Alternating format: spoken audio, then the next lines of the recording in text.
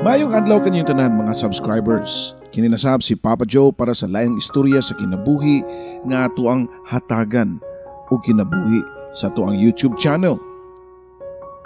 Pinadaki ni sa ato ang YouTube subscriber ug matud pa niya, hopefully mabasa nato sa dili pa mag December 6. Shout out di ay sa tanan nato mga bago nga mga YouTube subscribers. Daghang salamat gikan sa akong kasing-kasing. So ato nang sugdan ang ato ang sugilanon karong adlaw. Dear Papa Joe, mayong adlaw nimo sa tanang paminawan sa imong programa ug ingon man sa imong YouTube channel. Tuig 2010 tigpaminawan ako nimo sa radyo. Halos tanan nga mga istorya nga imong gi-share sa radyo mapaminawanan nako. Karon naagni na sad ko nga ako ang magpada sa ako ang suwat diha sa imong YouTube channel. Manghinaot nga unta imong mabasa. Actually, ako na ning gi-email nimo pagka September pa. Pero wa pa man nimo nabasa. Mao nga gi-email na sa nako og balik. Unta mabasa nimo sa di pa moabot ang December 6 kay birthday sa akong asawa. Ug ako na lang sad nga birthday gift niya Papa Joe. Ang akong istorya sa akong kinabuhi. Tawagan ako sa pangan nga Jay nga nagpuyo sa bahig nga bukid sa Palumpon, Leyte. Sugdan nako ang istorya dihang pangidaron pa nako 8 anyos nga natagamtam nako ang kalisod sa mong pagpuyo. Upat mi ka man nagigsuon nga puro lalaki. Ikaduha ko na mo man nagigsuon. Driver lang ang akong papa og nara sa balay ang akong mama og magpaabot nga naay magpalimpyo sa kuko, magpatahi og sapatos, magpaayo og payo nga guba, og pagtahi sa puslot nga mga biste, og magpahimo og kortina. Mao na ang nakamahuan sa akong mama Papa Joe. Alas 4 sa kadlaw niya nagipukaw ko ni mama ug mato niya nga Jay, mata na aron maghikay na og nilungag para sa iyong pag-eskwela. Matod ko pa nga, ma, duka pa kay ko. Uy, bangon na diha. Kahuman nimo og lungag ha, pagsugban lang og buwad inyong bawon sa eskwelahan ni Manoy nimo.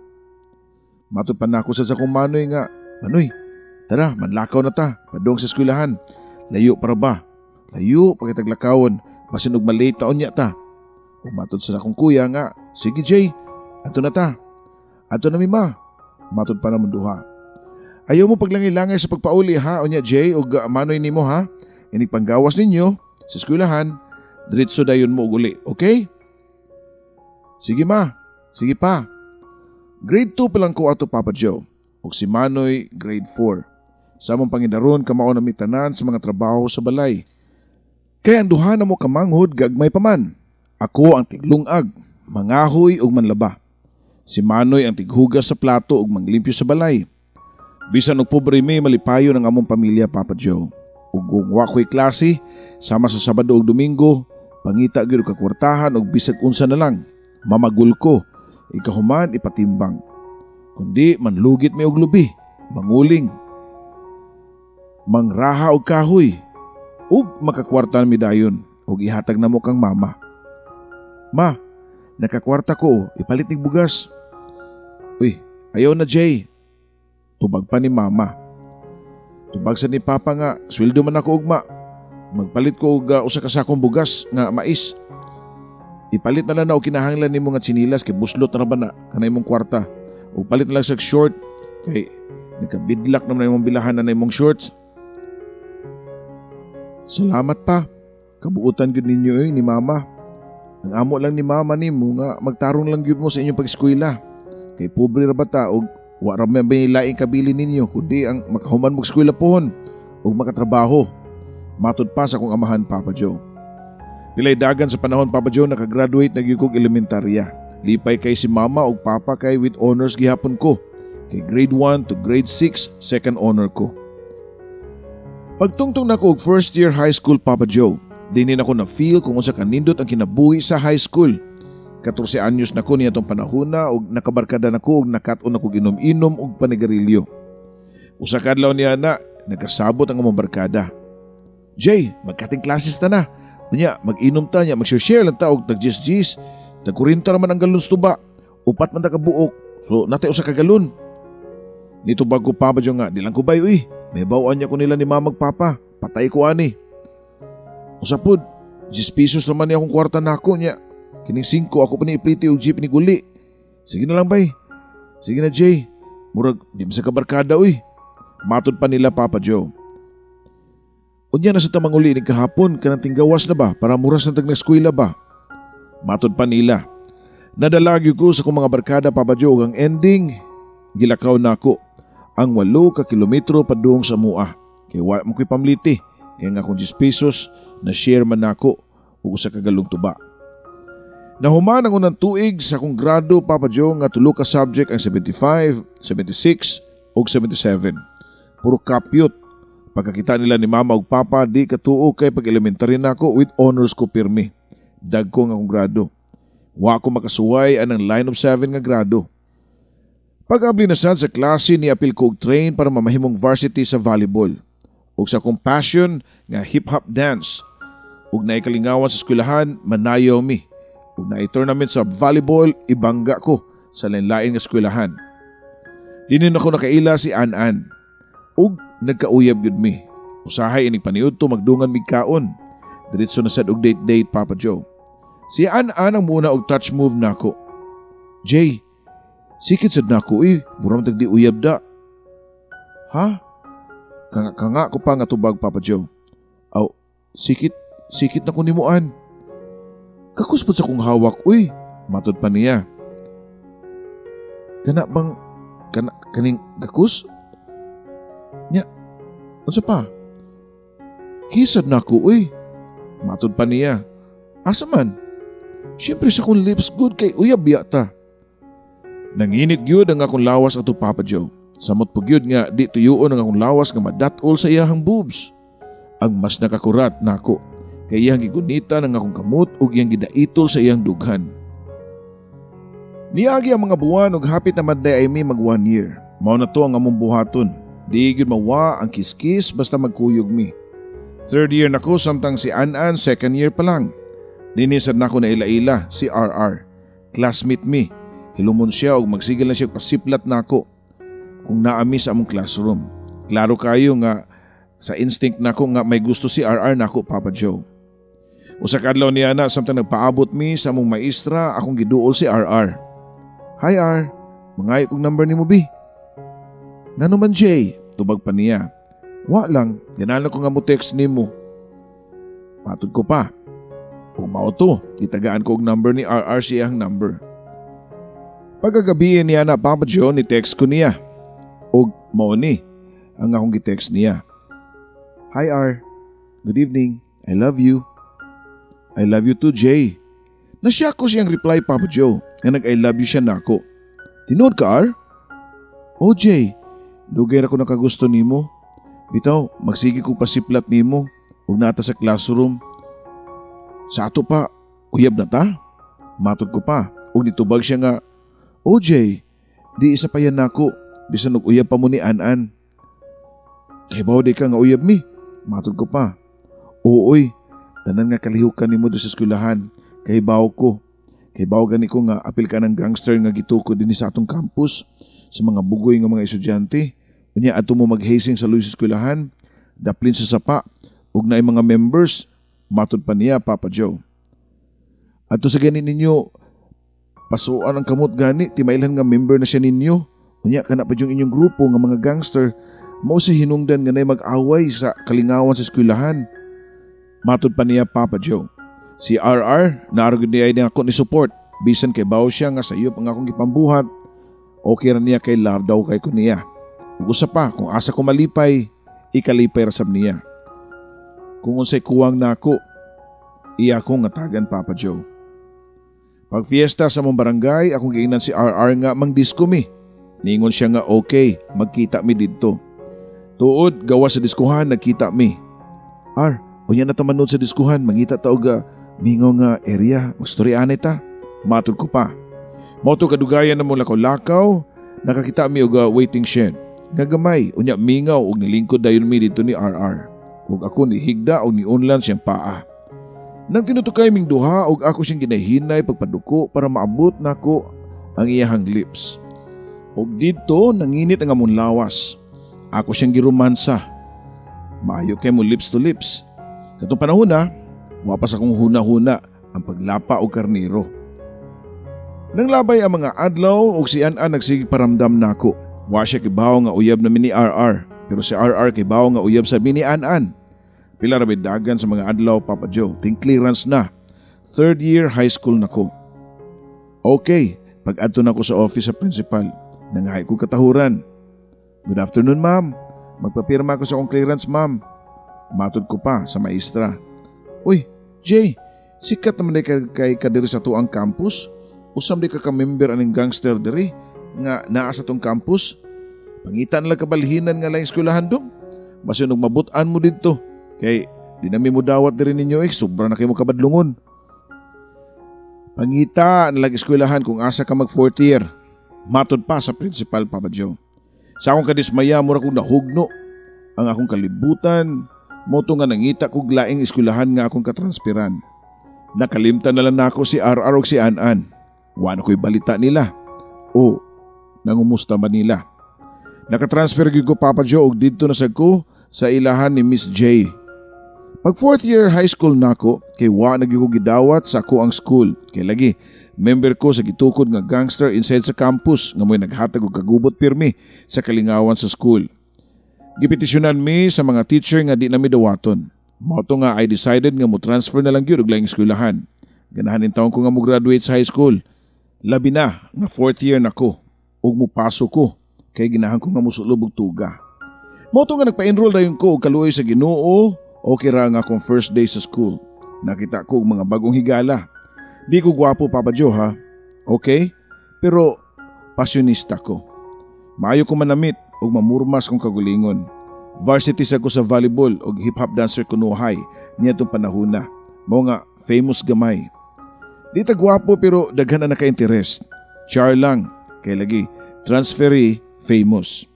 Naila-ilan ako si Miss J kay one of the subject classmate me sa TLE, poultry section. Pero ang nagilailan na mo kay si Toyang, ang close friend ni Jess. Miduol si Toyang nako. Matod pa niya nga, Jay, naay na crush ni mo si Miss J. Ingon sa ko nga, kinsa man na si Miss J ba? Kana siya good kanang akong friend, kanang lamion ba? Ug nakaingon sa jud ko, Papa Joe, nga lamion siya sa akong kagulingon. Wow, dako ag dugan na dako pikig lubot. Pero sa una-una na ako, Papa Joe, ha?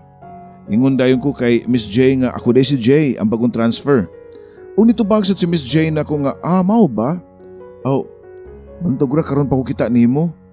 O lagi, pero classmate man ta sa ka subject sa TLA nga poultry section. O bitaw, kita ko nimo. Matod pa ni Miss J. Miss J, unya ba, nag-break time na to ba? We will talk something, ha? Kanang something important. Char, baga yung naong, uy. Na-crush ko siya na ako, Papa Joe. Ako ning gipanguyaban og klaro. Siya ro og di kusog dayon ani. Mapahimuslanon kay ko, Papa Joe, sa higayon. Moto nga akong gipanguyaban si Miss J og one click ra, sugot dayon. Sa sinugdanan, Papa Joe, binuang nagyuto ako Di ko seryoso. After a month, nadutla naman ko Mingaon ako niya. Ganahan ko nga pirmi magkuyog ug magkita. Ihatod na ko siya pirmi, uli nila gikan sa eskwelahan. Bisan og bukid kay ilaha. Di sen ko palkan si Papa Joe Samtang maghatod ko niya, maggunit yun ko siyang hawak. Pagkalami na lang yun kay paminahon. Amin ako malipayo na lang yun ko pirmi. Pero di ay, kayo sa kadlaw niya na, si Miss J, hilaw na kay tinagdan nako. Kauban ang iyang mga roommate o mga friends, ilag yung tuyuon nga muagi sa mong room unya magdungan og kanta. Kanabit ang kanta na lang akon lang alalayo. Ako ang susuko, Papa Joe. Nakaingon ko sa kunahuna nga something wrong yun ani nila. Usa kay sa nako. Moto nga nagsuwat dayon ko og love letter og akong gipahatag ni Miss J. Ingon ko sa suwat nga, Miss J, pwede ta magstorya unya, please? May respond mo sa siya nga, sure, magstorya ta, inig lunch break nato. Moto nga pag lunch break na mo, Papa Joe, nagstorya rami. Unya, kuyog yapon niya ang iyang mga roommates nga friends. Ang una, mitingog ang iyang friends nga si Jen. Og tuyang ningon sila nga, Jay, binuang gyud ay ang imo kang Miss J no. Mao ni nga nitubag dayon ko nga, ha? Ngano na kaingon mamuana? Namo nag-text ka Miss J, nagpahibaw nga uyab daw mo si RR ug An-an. Duha pa gyud ka buok, daghana di mo uyab J oy. Ang kuno nako Papa Joe nga uyab na nako sila, pero binuang ra gyud to ako ila. I-accept nako nga sayop ko nga nagduwa-duwa ko mga babae before. Dili pa siguro madawat ni RR ug ni An-an nga wala nako nila. Wa man sa mi mag-break up good. Pag-transfer nako, wa mi magka-istorya personally. Basta para nako, wala na to. Basin, love gihapon ko nila. I don't know. Kay naam sa mi mga kissing-kissing before sa kami pa nila.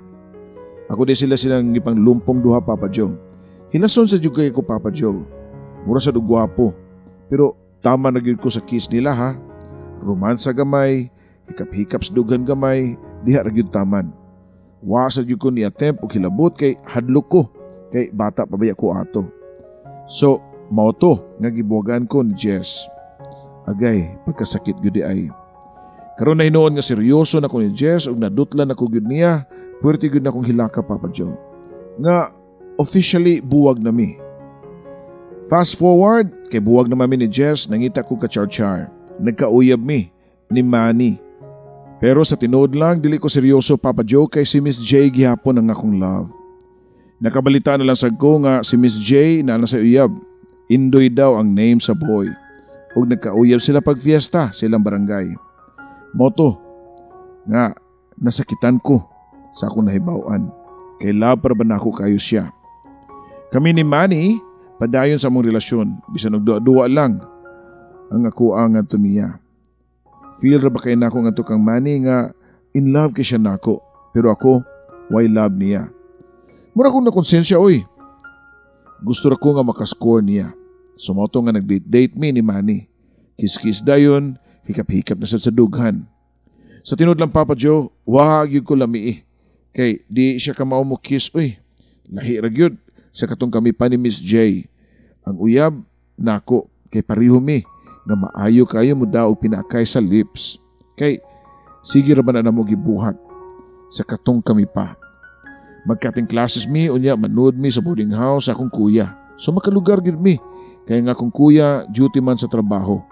Pero sa tinud lang Papa Joe, romansa ra gid kutob. Bisan og lami na kay super wild na mi kaayo. Samtang mag-romance mi, mutumog sa dili mi hubot tanan ha. Romance lang, why nahitabo? Yes, wag yo'y nahitabo.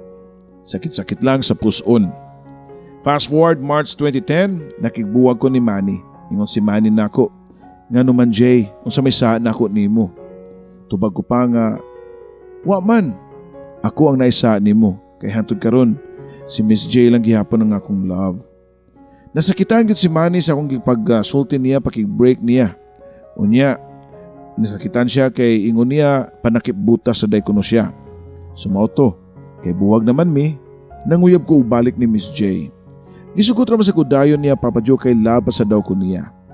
April 10, mang-graduate na mi og 4th year high school. Puwerte na mong hinilakay kay nahadlok mi nga basin og di na mi magkita pagbalik. After 3 weeks, sukad sa mong pag-graduate og high school, nag-text mi ni Miss J nga nagsabot mi nga magdungan mi pa-enroll og college. Nagkita mi og nagpa-enroll mi dayon. Dili mi pareho og school kay ang iyang gikuha nga kurso kay IT man ug ako Comtech. Pero dool ra nga mong school kay duha ra bayay eskwelahan nga college sa Palumpon Leyte Papa Joe. First day sa school, puros mi excited kay pareho mi og boarding house. Makalugar gyud mi ani sa wakas. July 4, 2010. First anniversary namo ni Miss J.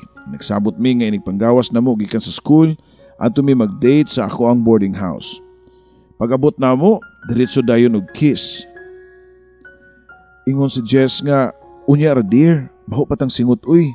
Ingon sad ko nga, maghapbath ta na. Kahuman, nanghigda na mi Papa Joe o nagsugod na sa pag-kiss, gikan sa agtang, dayon sa ilong, dayon sa aping, dayon sa lips, padung sa liog, ug niabot na sa dughan, ubos sa pusod, ug kabaw na mo asa. Nihunong ko ditong dapita, dito na ko nakita ang paglitad-litad o pagbira-bira niya sa akong buhok, pagpamaak sa iyahang ngabil. Moto nga hinay-hinay ko nga ni patong sa iyaha og hinaya dear, matod pa niya, kay sakit daw. Unang bugno sa leon o karnero Papa Joe nga puros gutom kaayo.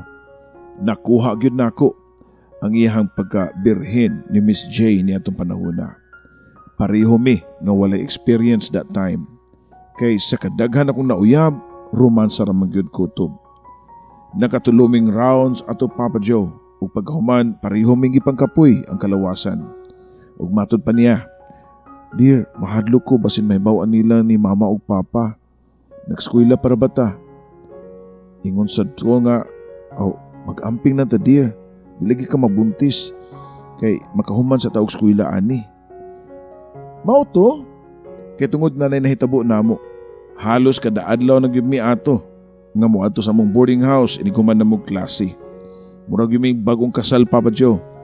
Tanan sigurong posisyon among nasuwayan. Grabe ang panagbugno sa mga gutom nga leon o karnero. Way pahuwayay. Mura kog na overdose. Gihilantan ko. Kikapoy ang tibuok na kong kalawasan. 2 days ko nga gasigilag katog. Way kusog ang kalawasan. Dagam lagi. Sa wala mo gi-expect, September 2010 nabuntis si Miss J. Niresulta na. Puwerteng hilak niya kay mabudog na jud kuno siya siyang mama ug papa. Kung mahibawan, usapod, di na kuno mi makatiwas sa among pag-eskwela og college. Mao to nga nakahibaw yung mga ginikanan nga buntis na siya. Puwerteng sukua og gipatawag ko og nakadawat ko og kasaba. Nga wa og tuo, Papa Joe. Dawat raman pud nako kay sayop man namo. Nakadesisyon ang iyang mga ginikanan nga di na siya patiwason og pag-eskwela. Kay lagi buntis naman. First semester pa lang sa among college life, naguba na ang among pangandoy nga makahuman og eskwela sa college. Mo nga nakadesisyon na lang sad ko nga muundang.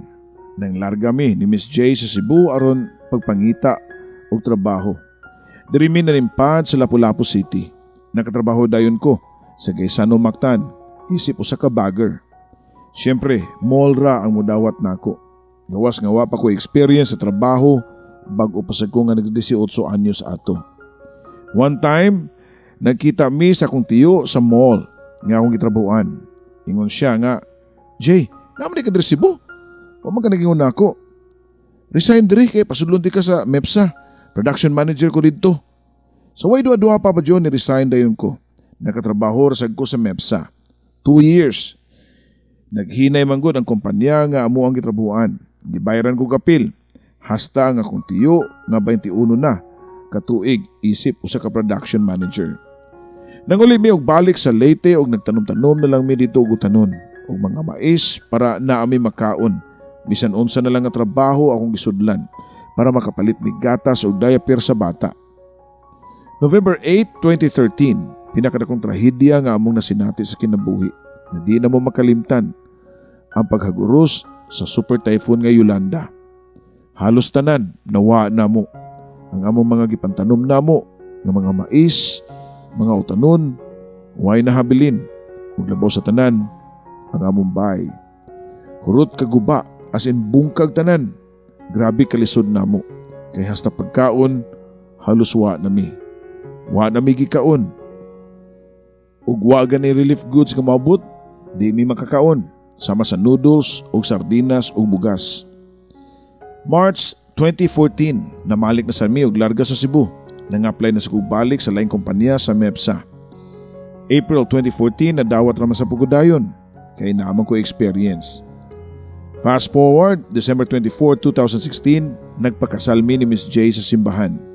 Sa among honeymoon, kahuman sa among kasal, super wild gihapon mi. Bisan og nanami usa ka anak. Ug unsa ka wild sa una, sa akong boarding house, way pag-usab sa among honeymoon.